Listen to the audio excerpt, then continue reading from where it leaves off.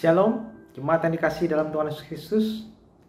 Biarlah kita semua berada dalam keadaan yang sehat dan penuh sukacita.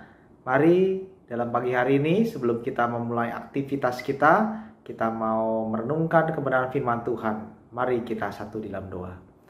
Bapa dalam surga, terpujilah namamu. Di pagi hari ini ketika kami akan melakukan aktivitas, biar firman Tuhan menjadi perenungan buat kami, menjadi pandu di dalam kehidupan kami. Terima kasih.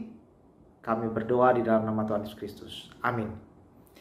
Renungan pagi hari ini terambil dari Yesaya 59 ayat 1 dan 2. Yesaya 59 ayat 1 dan 2. Sesungguhnya tangan Tuhan tidak kurang panjang untuk menyelamatkan, dan pendengarannya tidak kurang tajam untuk mendengar. Tetapi yang merupakan pemisah antara kamu dan Allahmu ialah segala kejahatanmu, dan yang membuat dia menyembunyikan diri terhadap kamu sehingga ia tidak mendengar ialah segala dosamu. Bapak Ibu Saudara, terkadang seorang dapat merasa Tuhan itu diam dan meninggalkan mereka. Seorang pria bertanya-tanya kepada Tuhan, kenapa sih masalah di dalam hidupnya selalu saja ada? Padahal dia sudah merasa rajin ke gereja, rajin berdoa. Bisa terjadi dalam hal-hal tertentu. Bangsa Israel juga merasakan hal itu.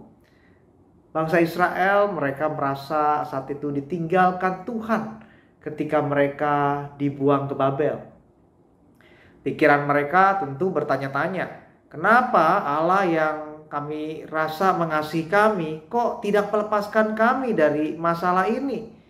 Apakah Allah sungguh-sungguh sayang dan mengasihi kami? Apakah Allah sungguh-sungguh benar-benar berkuasa? Padahal kan kami ini bangsa yang dipilih Allah. Dalam ibadah kami bawa persembahan, tapi kok Allah tega membiarkan kami ditawan dan dibawa ke Babel? Benarkah Allah itu berdiam? Benarkah Allah itu tidak peduli? Seperti yang dituduhkan juga oleh beberapa orang. Mudah bagi manusia untuk langsung menyalahkan Allah, apalagi kalau sedang frustasi.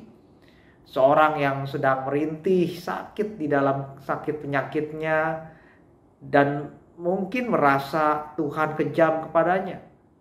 Bukannya Tuhan bisa lakukan mujizat untuk menyembuhkan dia.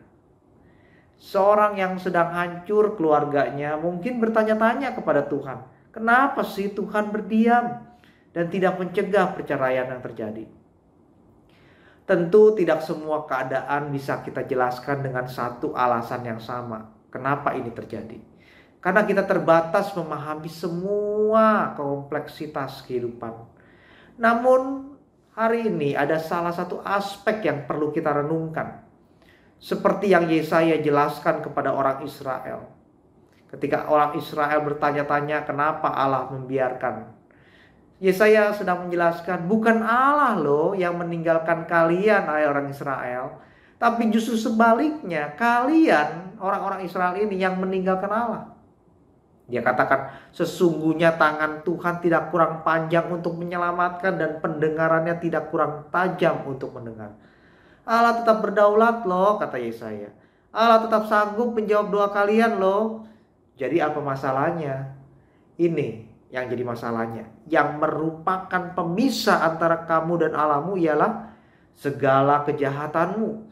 Dan yang membuat dia menyembunyikan diri terhadap kamu sehingga ia tidak mendengar ialah segala dosamu.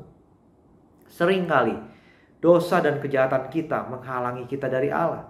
Ini juga yang dikatakan Mazmur 66 ayat 18. Seandainya ada niat jahat dalam hatiku, tentulah Allah atau Tuhan tidak mau mendengar. Bapak Ibu Saudara, bisa gak sih kita benar-benar berdoa dengan tulus kalau ada yang jahat tersembunyi dalam hati kita dan kita gak pernah mau bereskan pada Tuhan? Gak akan bisa. Kalau ada orang yang berselingkuh, tapi kemudian ketika dia kembali ke rumah, dia berusaha berdoa sama keluarga. Bisa gak? Gak akan bisa kalau dia gak pernah bereskan. Karena gak akan pernah membawa damai sejahtera. Kalau ada orang yang dalam bisnisnya itu bengis, gak ada belas kasihan, pakai cara-cara kotor, tapi kalau di gereja aktif, banyak disuruh berdoa. Bisa gak? Nggak akan bisa. Selain itu hanya formalitas belaka. Kalau ada orang yang udah nggak peduli sama Tuhan, udah mulai nggak yakin Tuhan itu ada, tapi masih ada di dalam lingkungan gereja, suatu saat disuruh berdoa, bisa nggak? Nggak akan bisa, hambar rasanya. Jadi nggak mungkin kita akan sukacita datang kepada Tuhan kalau kita sendiri masih menyimpan hal yang jahat di mata Tuhan. Mari kita datang kepada Tuhan dan minta Tuhan nguji, selidiki hati kita. Kalau ada hati yang mendendam, bereskan supaya nggak menghalangi doa-doa kita. Kalau ada tindakan yang menindas, merendahkan orang lain, bertobat supaya jangan Tuhan jadi murka terhadap kita. Kalau ada ketidakkudusan yang terjadi, stop dan lepaskan supaya jalanmu diluruskan oleh Tuhan.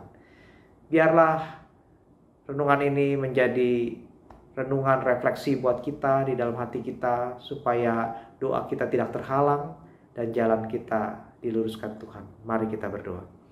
Bapa dalam surga, ampuni setiap dosa, kesalahan kami, kejahatan yang tersimpan di dalam hati kami. Tuhan, biarlah kami sungguh-sungguh dengan kerendahan hati membuka diri kami. Tuhan, membereskan hati kami. Kami ingin berelasi dengan karib dengan Tuhan. Terima kasih Tuhan. Di dalam nama Tuhan Yesus Kristus kami berdoa. Amin.